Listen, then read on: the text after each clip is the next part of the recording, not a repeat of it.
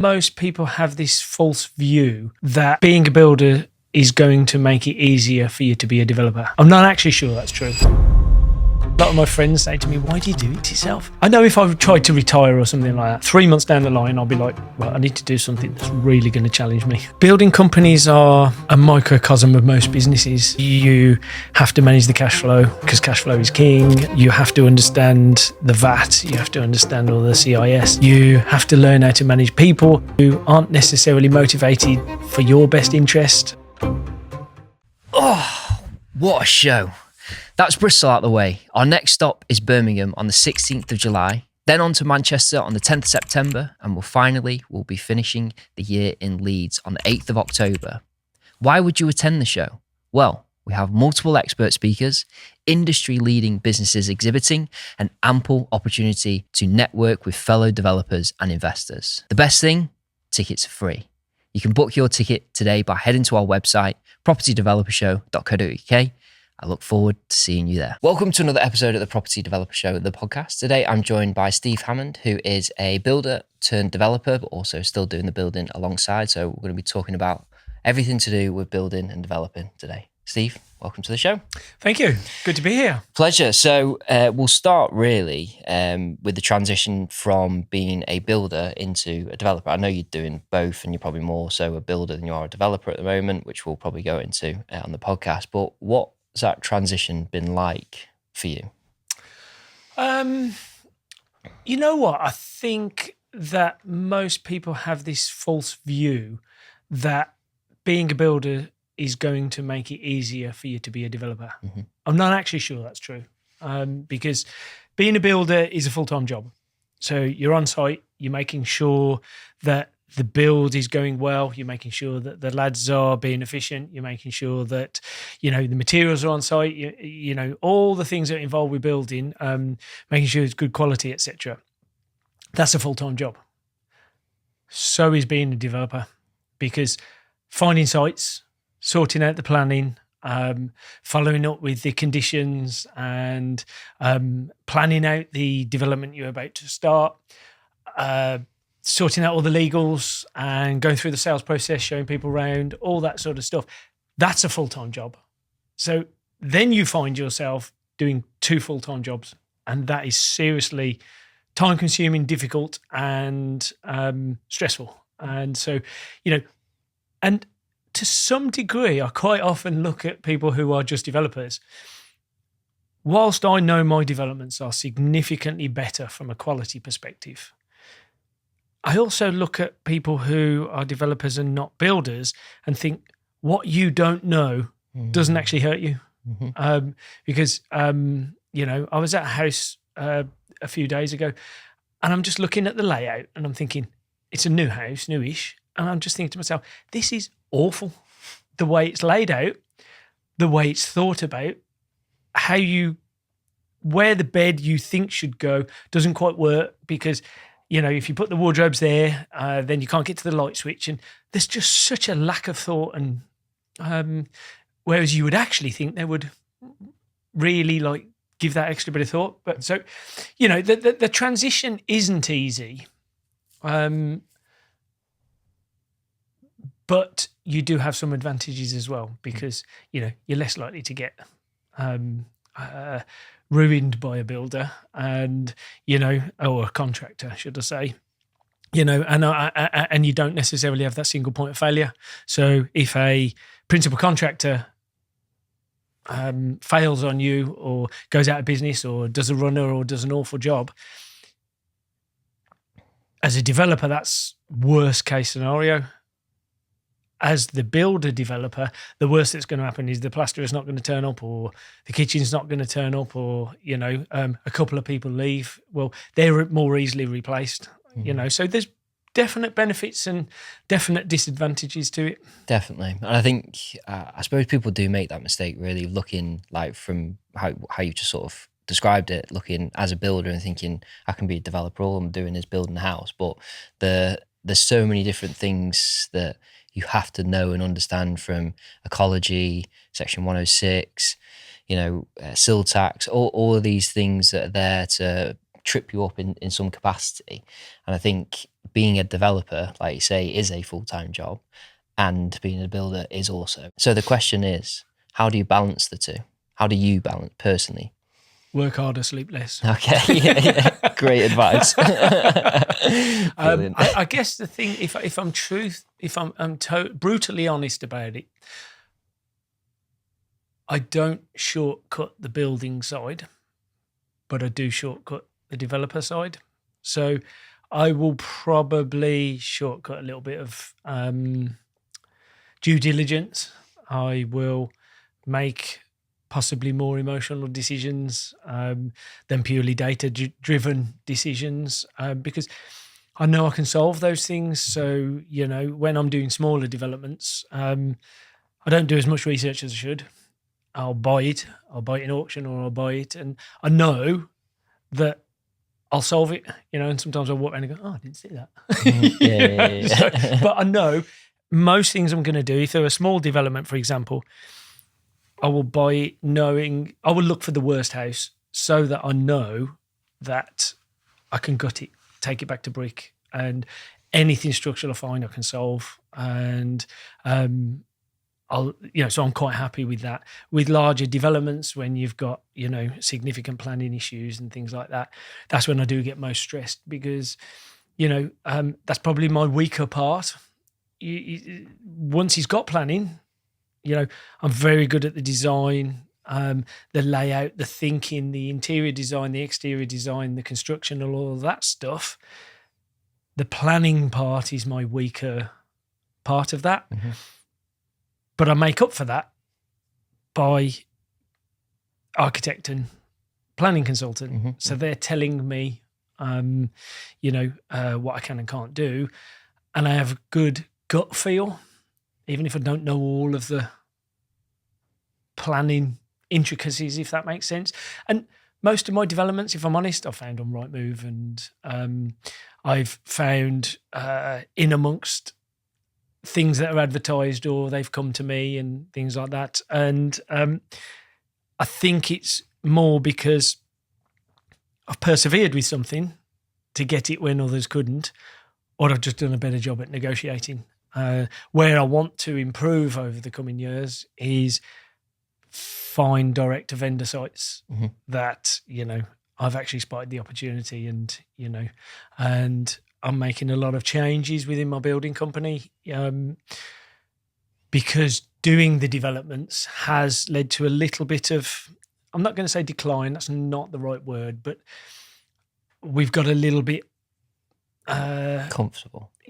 Comfortable is also not the right word.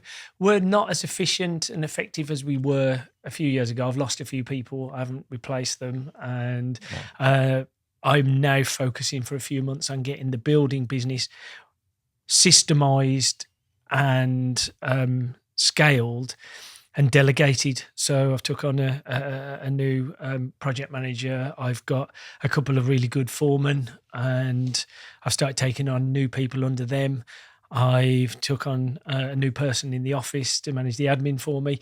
I'm trying to manage myself out of the business so that I'm better placed for the next development, mm-hmm. because trying to be, I've always been the person who everything circulates around, and, stereotypically or historically a poor delegator. And I've had to do a lot of personal education to make myself a better delegator. And I've actually had to try hard to actually do it too, because, you can learn everything in the world, but executing on it is a whole different ballgame. So that I know the next developments that we do will be significantly better, because the team will be better placed to do it with less of my time, mm-hmm. which will mean I won't have to work 20 hours a day and stuff like that. That's the aim, really, to be able to do them, to be able to share both jobs without them being full-time jobs mm-hmm. for me, if that makes sense. So this period of transition for me over the next few months is about getting that right. Nice. Yeah. I'm reading a really good book at the moment called Turn This Ship Around. Don't know Okay. if you've read that. No. It's about the nuclear submarine called the Santa Fe, which was basically the worst submarine in the US fleet. And this captain went on board and changed the culture from a leader-follower perspective, where he basically created more of a think for yourself culture and take initiative to avoid mistakes, ask about mistakes, learn and educate rather than train, and just change the whole sort of perspective and culture on the ship. It's a really great book, just sort of touching on what you're talking about there, about delegation and allowing people to sort of make mistakes, but within a certain, threshold of that mistake happening type thing. So it's I recommend you.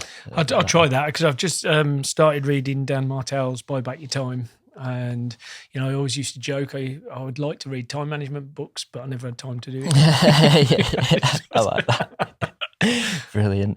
So in terms of, I suppose, dealing with, being a builder and a developer, that comes with a lot of responsibility, a lot of stress, no doubt. How do you sort of mentally prepare and deal with that on a day-to-day basis? Do you know what? I think you get better at it with time. And I look back over some of the developments, and I think each one has been really stressful for a different reason. And you look back at that development when you've done it and think, oh, yeah, that wasn't that bad. I could deal with that now. And actually, I have to say, probably the past 18 months have probably been my hardest. And because previous ones have been project-related issues, the past 18 months have been finance-related issues and debt. And, I've been in a whole new world of debt that I was never in before. And I didn't like it, if I'm honest. And that brought a new level of stress to me, because your mind builds things up to be worse than it probably is. And, someone said to me, you should write down what are the worst things that could happen if this happens or that happens, and look at the different alternatives, because you start building, okay, what if I lose everything? That's not going to happen. You might lose on that opportunity, but you start going, I'm going to lose everything. And you build it up to be something that's, more than it is. And really, you're just having to service the debt. And, so I've just got to find better ways and better ways to borrow money. And less costly ways to borrow money for future developments. But I guess I look back at that and I say to myself, I recognise how resilient I am through those periods. So the different developments had their different stresses, whether it's planning related, whether it's build related, or whether it's finance related. And you look back, even though it was horrible at the time, you look back and go, yeah, I came through that. And it won't be as difficult next time, because I'll know what to think, how to act, and that I will make it through.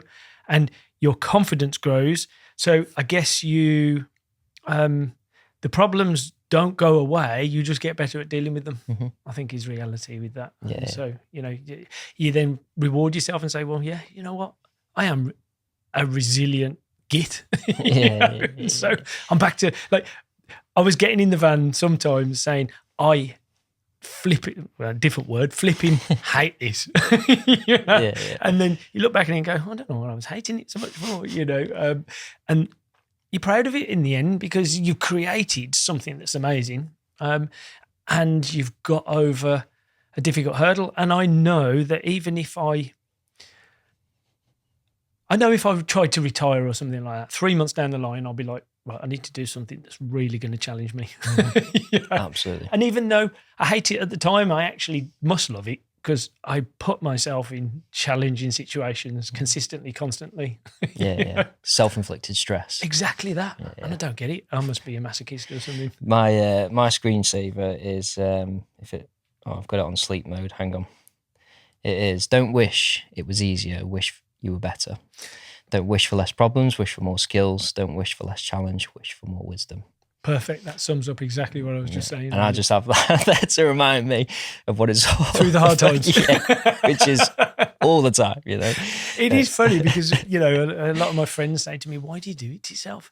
Because seemingly I go through one challenge and I've literally just finishing that. And I'm like, right, what am I doing next? What am I going to put myself through next? You know, it's just whether it's a physical challenge or whether it's a mental challenge or whether it's a development or whatever it is, I just can't help myself. Yeah. I think that's, I call it entrepreneur curse in a way, because you're always looking for ways to push yourself and push the limits of what you've currently got. And you're never quite content with that sort of next phase, if that sort of makes it. Like, you're always chasing that next phase in a way, if that kind of. I realised this many years ago. I remember I had a dream car, and many years ago I bought it. And what do you think happened after 3 months? You got bored of it. I'm bored of it, and I'm looking at other cars going, oh, I might fancy that one, and I quite fancy that one. Yeah. And then it was at that point I said to myself, I am never going to be happy.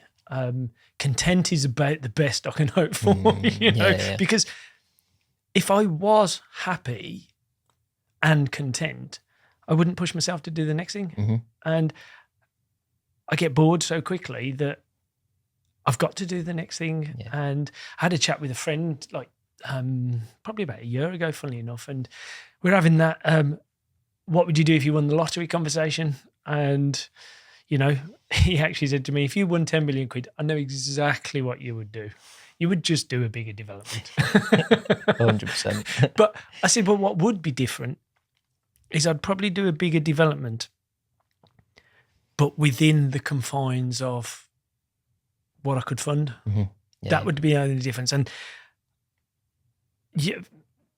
about 15 years ago, I sold my first business, and it was at that point I thought to myself, well, I could, I'm not saying retire, I could have, but instead of doing that, I pushed myself into the next project and into the next project.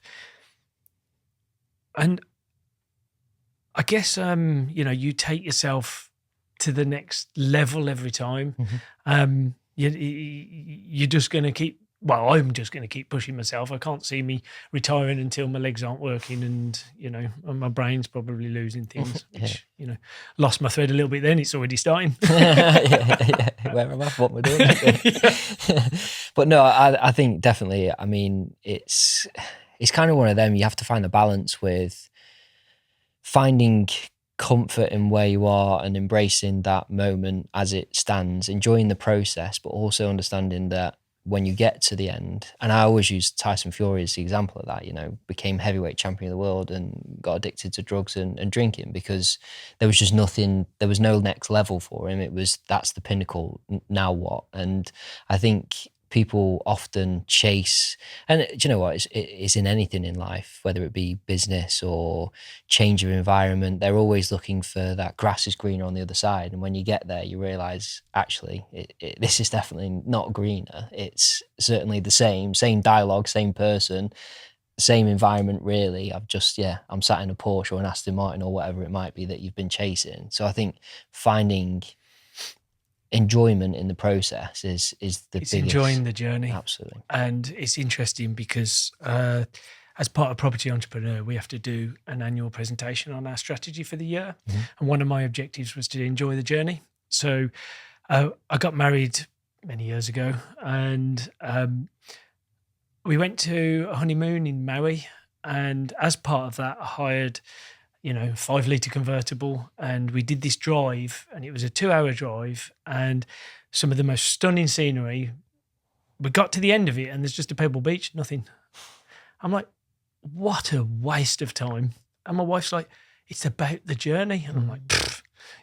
So I drove back as fast as I could. And it's called The Road to Hana. And I was reading a book a couple of years ago. I think it's called Traction. And at the end of it, he talks about the road to Hana. It's about the journey, not the end. And you have to realize that. And I'm not saying I totally signed up to it, but I'm trying to realize that it's about enjoying the process. It is about, I must enjoy it because I keep putting myself into it. I wish I had the clarity to know why, but it is about the process.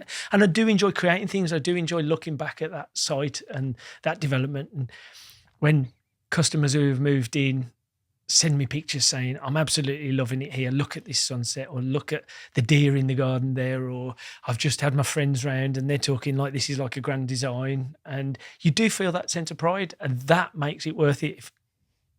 And I guess that's what's driving me, but I haven't fully got that clarity. Absolutely. Interesting. So jumping back to sort of the transition from builder to developer, what sort of skill sets, apart from obviously understanding the technical elements of obviously delivering a building project development, what other skill sets did you sort of transfer over from being a builder to builder, business owner to developer? I guess, and it's repeating a little bit of what I said before, is I care about the product. Mm-hmm. And so having built extensions and houses for people, I feel like I know what people want. And so I can look at a room and think, well, I'd put the sockets there, I'd put the bed there, this is how I'd lay the kitchen out. This is how I'd put that there. This is where I'm buying the kitchen from. Instead of buying the kitchen from one supplier who's going to supply and fit, I'll buy the carcasses and the doors from one company. I'll buy the worktops from another. I'll buy the appliances from a different one, break it down to its components and put it all together. So I guess it's the efficiency of that, but more so just the knowledge of the end product and making it better. And that's what leads to people who have moved into anything I've built messaging me for a long time saying, I can't believe how good this is. And that really is the biggest skill set that you can take from that. Another skill set from being a builder contractor is building companies are a microcosm of most businesses. You have to manage the cash flow because cash flow is king, and you have to understand the VAT. You have to understand all the CIS and the construction industry scheme. You have to learn how to manage people who aren't necessarily motivated for your best interest, and so you do learn an awful lot from building, and that you can transfer into being a developer. And I actually believe that the benefits of being a builder and a developer do outweigh just being the developer. Mm-hmm. But there is part of me that does believe I'd probably earn more just being the developer. And so, if I care about the product, being the builder developer is the best way for me. If I care about money, being just the developer probably works better. Mm-hmm. However, that's when things go well. If things are going badly, being the builder is probably a better safety net, because, developers that I know who their principal contractors had them over or gone bust or all that sort of stuff, they've had an absolute nightmare. I probably will never have that nightmare. But I do think that when someone takes on a fixed price, they know exactly where they are. Whereas, I have, and they use their builder as a credit. So, obviously the finance comes in arrears. Whereas for me, I've got to pay as I go. So I've got to have more working capital to ensure that I can do that. And because I don't get paid that money until afterwards. Mm-hmm. So I've got to have the working capital as the builder and the working capital as the developer. The pros and negatives of that, in a way, you sort of de-risk yourself by doing that anyway. If you've got the working capital already, then you're not sort of trying to balance the drawdowns with paying contractors and then annoying them. And I see it quite a lot where people do make the mistake of not really understanding a project delivery from a contractor perspective, and they think that contractors are just out to get them, and that contractors just don't care about the project and this, that, and the other. But from a contractor looking in towards a developer, it's a similar sort of outlook that you just think, oh, well, the developers are just trying to make as much money out of us as possible and this, that, and the other. So I always think that for someone that isn't a contractor or hasn't had that experience, that's always the biggest pitfall. If you've not got the right team around you, be it project manager, QS, and architect, whoever's sort of helping in terms of like principal delivery. But I think to get from sort of that smaller scale to bigger scale, there's like this gap that obviously from your perspective is the simple gap from going, from a simple buy-to-let to a 20-unit development scheme where you get economy of scale and you can bring in more professional people to deliver them, maybe a bit less than 20 units, but depending on where you are in the country.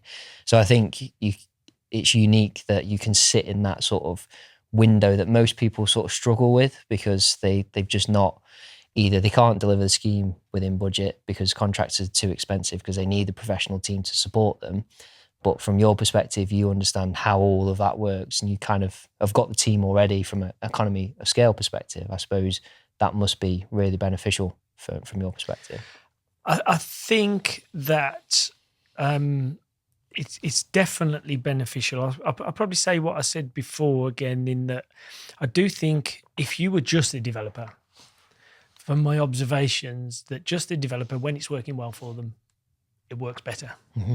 And when it goes wrong, it goes wrong worse. Yeah. So it is a safety net for the downside. I do think also figuring out my sweet spot has been a bit of trial and error as well. And it's definitely not on the smaller sort of scale. It's definitely, as you say, probably in the 5 to 20 sort of zone. Mm-hmm. In Birmingham, the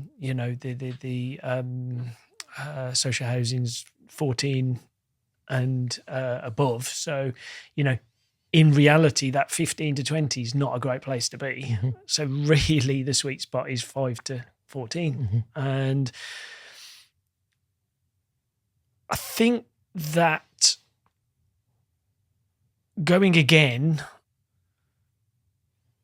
with a better delegated team, a better systemized team,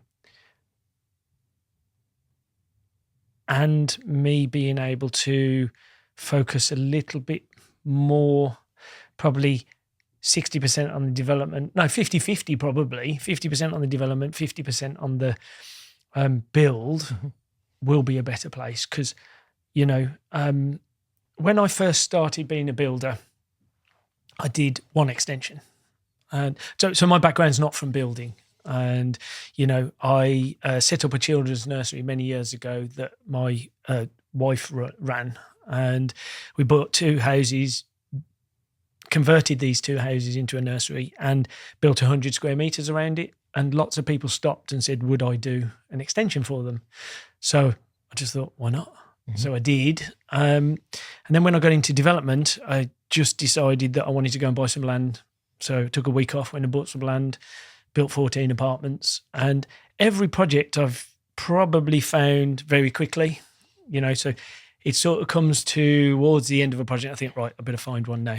So when I started being a developer, I did one extension, then I did another, and then I started one and overlapped one. Then I got a period where I was building one and finishing one, all of roughly similar sizes, and a few years of that. And that was my best earning years. Then all of a sudden you end up with a bigger one, and that messes up the routine. And then you end up with a bigger one and a smaller one, and and then you have to get more efficient at managing it. Mm-hmm. Well, I've been at the stage of building one for development, same sort of principle, building one, having a bit of a break, building one, but I tried to overlap a bit too quick. And unfortunately, it was about the time of Liz Truss throwing away the economy. Mm-hmm. I bought so I was doing one, I bought another as that first one was being sold, and I bought it on a bridge in an auction, and literally the following week, the first one fell through. So that first one was meant to settle my bridge, and it took me another year to sell that first development. Yeah. The whole time I had the bridge as well. And so, I was at financial stretch point, and I tried to run before I could walk, and trying to do that because I wanted to keep the men busy. I didn't want to go back to extensions and that sort of stuff. And actually, that was probably ego talking. And so I've realised now, actually, for now, I'm still in that build one, have a break, build one, have a break phase. And I will get to the point where it's overlapping builds, but my build team needs to be more systemized and delegated so that I can then have time to go and find the right development, line it up at the right time, and have all the things in place rather than not panic, but it's like, well, I've got to get that in place now. Now I've got that. Now this is the priority, because I'm always in the urgent and important box, and rarely get to work on the important. Mostly urgent and important, and quite often urgent. It's the nature of where I've been for a few years, and I'd like to get it to a point where I can work on important as much as I can work on important and urgent doesn't really cross my desk. So in terms of, I guess, because you said, just going back a bit, you said if you had your time, or something referring to if you were to do it again, sort of thing. So that's on the premise that you've slowed down in terms of delivering the development side, and now you're sort of edging towards kickstarting that process again, between sort of developing, short period developing, as well as doing other people's projects as well, the extensions, or just purely looking at the development side? I can't say that I'm definitely doing this or definitely doing that. There is I read another book called The Surrender Experiment, and there's a lot to be said for leaving yourself open to opportunity and not being rigid in your definition of what you're going to do. If good developments overlap, I will, but I'm not going to force the issue.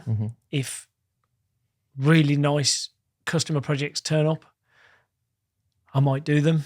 But I feel like probably this is my intended path, even though I'm not going to make this my rigid path, is I've got a couple of really nice customer projects at the moment.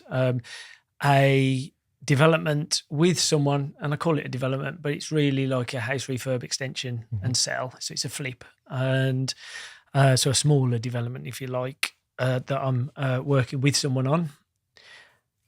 I've bought a couple of properties that I just refurbish and rent.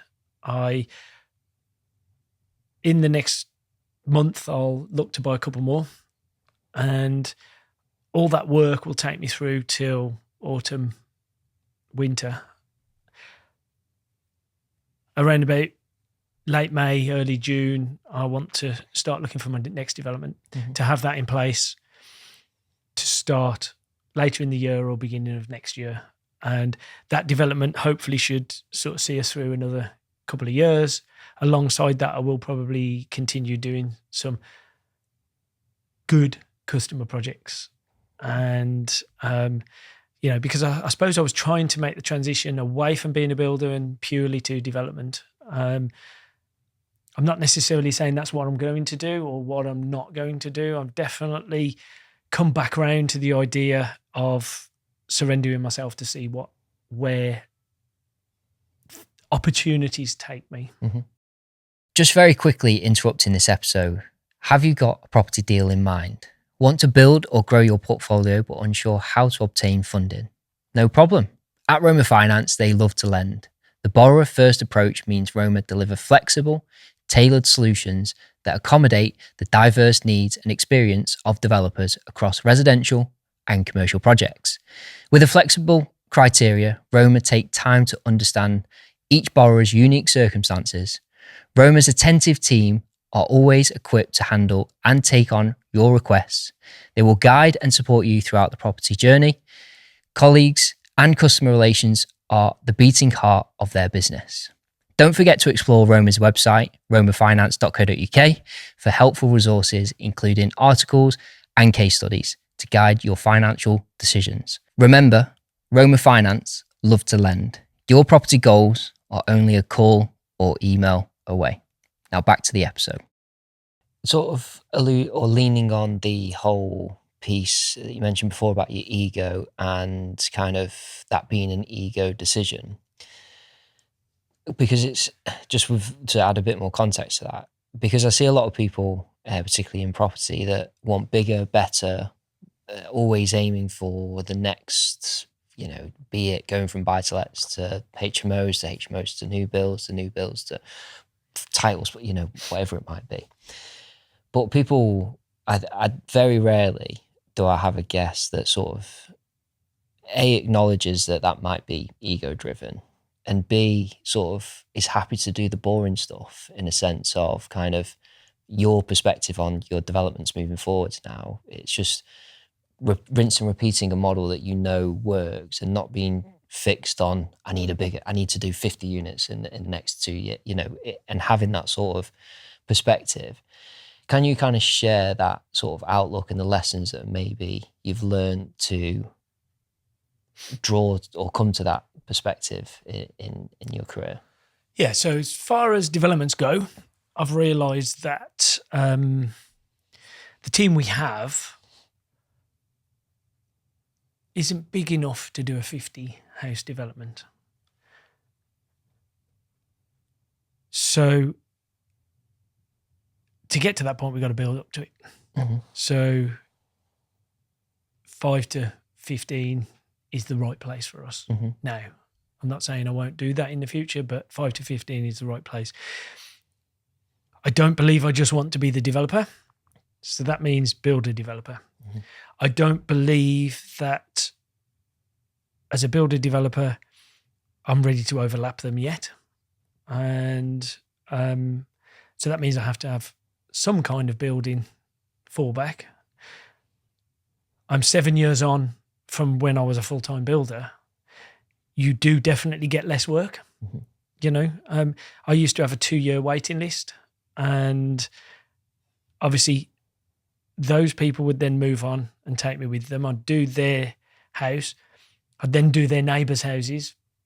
So you were constantly refreshing the opportunity cycle. Well, I'm not refreshing that opportunity cycle as much, so I don't get as much work. Mm-hmm. And so development has to be the principal. Building has to be the support, the secondary support, if you like. But I've also realised that a lot of people are doing HMOs, for example, and that's a noisy cash flow strategy.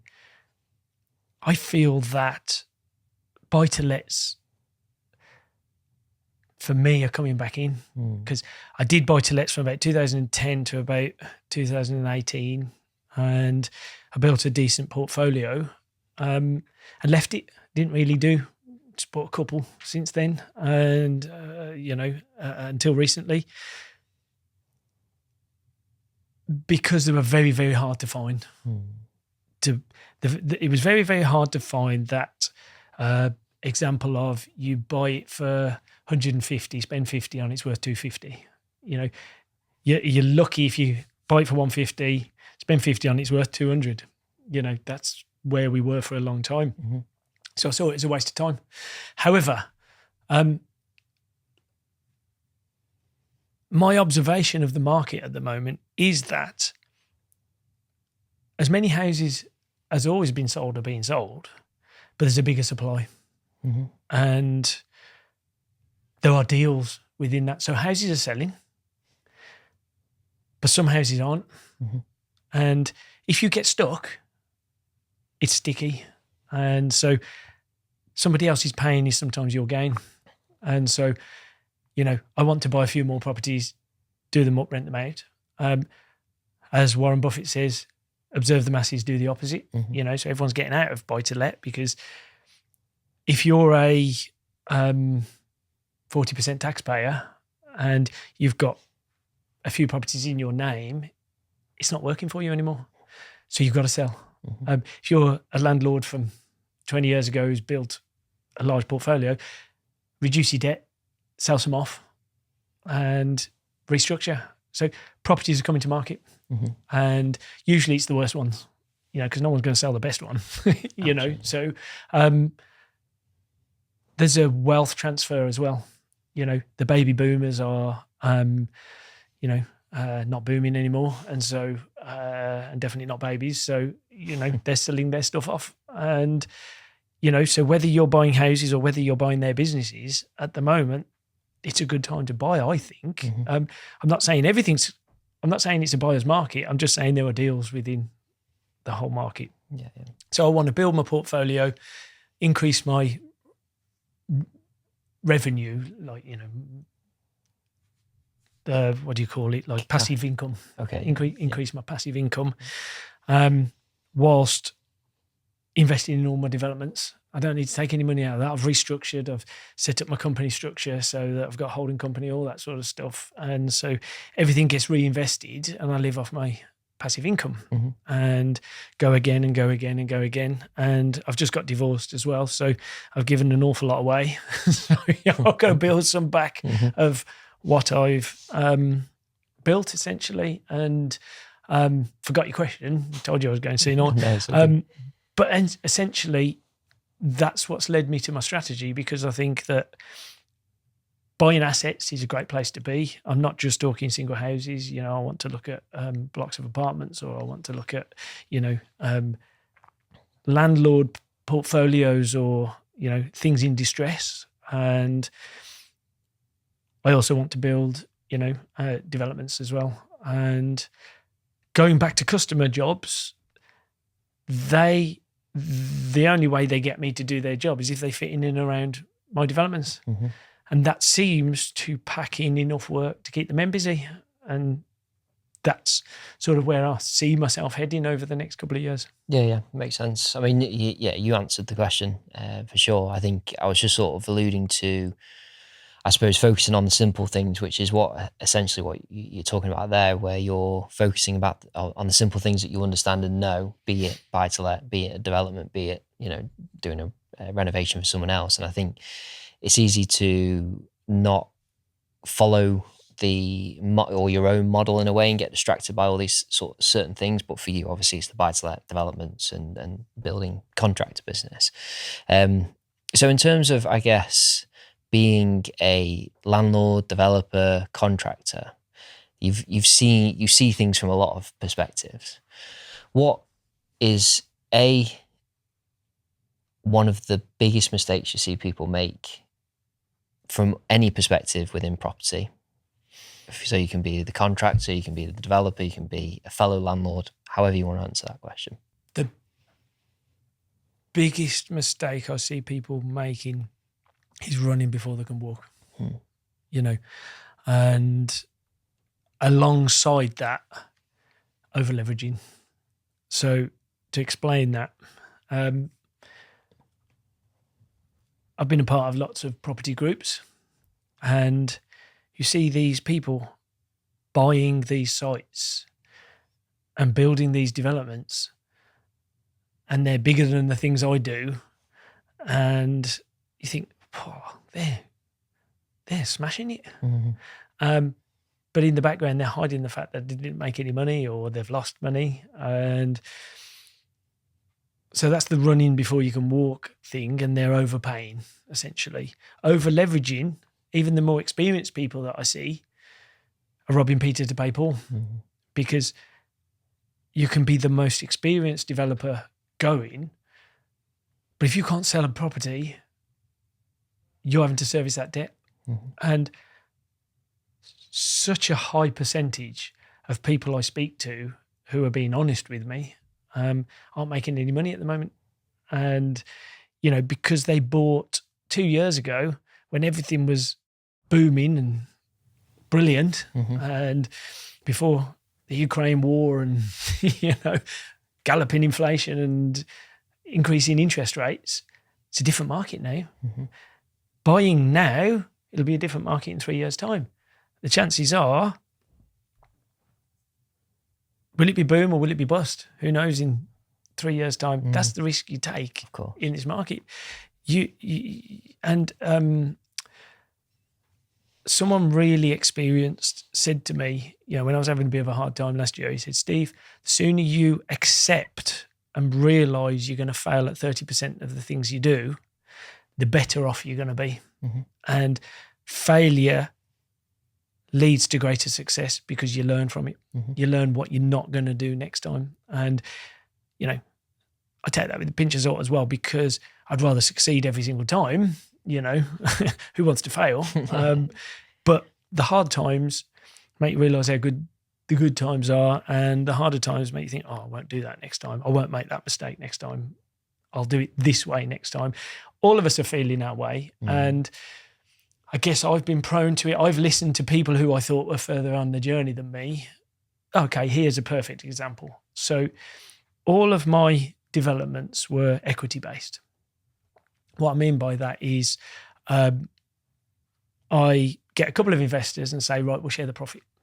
And so you put more of the money in than me. We share the profit at the end. The biggest risk with doing that is, do you fall out? Because like with the barns, for example, I could sit on it for a year and I wasn't incurring any interest. But I listened to all of the property trainers who were saying, Steve, equity is your most expensive debt. And I'm like, okay, you're more capable of doing this yourself. You can do this without anybody else. You can do it. So I went and did it, borrowed it from the bank. And that's great if it's a good time. When the bad time hits, that's the worst place to be. Equity insures against the downside. Okay. And so I've started to figure to myself, I'm better off having 50% of a bigger cake with an insured downside than having 100% of a slightly smaller cake. But when it goes off, I've still got to eat it. That's the way I'm looking at it. So my future developments, unless there are multiple exits, will be equity based. Because, you know, I've stereotypically done high-end homes that only have one exit, and that's sale. And that's great when the market's great. You make really good money, everything's rosy. That cake's lovely and tasty and has lots of flavour. As soon as the market changes, it's gone a bit mouldy and you still got to eat it. And you know, that's just the way it is. And so multiple exits or equity for me. And that's just lessons I've learned along the way. I'm finding my sweet spot. I'm finding how I want to work. You know, on equity side, well, I don't want anyone telling me what to do. Oh, on the debt side, well, you know what, the bank could take it off me. At least equity man's not going to take it off me. You know, it's still in his interest. He's still going to get a nice percentage. He just might have to wait a few more months. You know, so that's the trade-off for me. And I'm always asking myself these questions. I'm always looking to learn, get better, improve. You know, a continuous improvement is one of my, you know, values, if you like. Nice. I like it. Good answer. To follow on from that, and the second part of this question then is, what one bit of advice would you give to property people out there at the moment? Following on from that, don't run before you can walk. Nice. Yeah. I suppose, makes sense. Makes complete sense. You know, and don't take on too much debt, you know, because there's a few people I can think of at the moment who are just really competent developers, builder developers, and just the way they're having to manage debt is killing them. And I know a lot of people, a couple of builder developers who have lost money because of all that as well. And just, you know, so running before you can walk is similar to the over leveraging thing. Don't over leverage. You know, take equity. I would personally. That's what I'm going to do. Yeah, no, I like it. Brilliant. Well, it's been a pleasure having you on today, Steve. Obviously, you've got TDN. Yeah. Do you want to go into a bit more detail with that? Yeah, so the Developers Network Birmingham, it's a monthly event that Shane and I set up, and it's targeting developers, and we aim to be Birmingham's leading educational and networking event for property developers. It's about property development. It's not about HMOs. It's not about buy-to-lets. It's all about development. We have amazing speakers every month. We have great networking opportunities. And if you want to get into development, or if you're a seasoned professional, it is the event for you to go to, because it is all about development, and you'll learn loads, you'll meet loads of people, and got lots of people holding you accountable as well and sharing brilliant nuggets of advice. Brilliant. No, I can. If you want if you want to know about it, it's tdnbirmingham.co.uk. Super. We'll put the information in the show notes and description and what have you. But yeah, it's certainly worth 100% going along to if anyone hasn't already been to that one. You've obviously got in your direction the Birmingham one, and then Bristol with James Adams. Yes. So and they are. I do attend quite a few different networking events, obviously with the show and what have you. And the TDN, you guys. We do get really good feedback, and almost without fail, a lot of the people who do talks there can't believe the level of people in the audience, because at a lot of events you go to, I probably shouldn't say this, but you do get tire kickers and are you people who aren't doing anything? Yeah. The people in our audience are actually developing, and they are genuinely looking for good information. Like, we had Jay Howard, I think it was last week or the week before, do a talk on buying in auctions, which is poignant because a lot of my deals have come from auction, and the things to do, the things to avoid, and you learn a lot from it. So things I'll take into the next auction. And, we've had some amazing speakers who, it was John Howard actually who gave me that piece of advice about, 30% of the things you do are going to fail. Soon you can come to terms with that, the better it's going to be. Well, he's like a seriously prolific developer, and you just got to take heed to what people like that say. You're always going to learn a little bit from them. 1,000,000%. Great stuff. Well, if people want to get in contact with you, what's the best approach? Instagram, LinkedIn, email? Facebook, Instagram, LinkedIn. It's steve.hammond.property. Or you can look at my website, which is newhomeco.uk, and it's New Home Co, so short for New Home Company.uk. Everyone tries to put the dot before the co. newhome.co.uk. Yeah. You can tell I didn't write it down before I thought I was being clever. Amazing. Well, I appreciate you making the trip today. Thank you very much. Thank you. Cheers. Thank you very much for tuning in. Hopefully you've taken some nuggets away from today's episode. Obviously, particularly if you're moving from being a builder into potentially developing, obviously great insights from Steve today. As I always say, please do like and subscribe if you're on YouTube, and do leave a review on the audio version. It does help us to continue to get amazing guests like Steve today. We'll see you again soon. Take care. Bye-bye.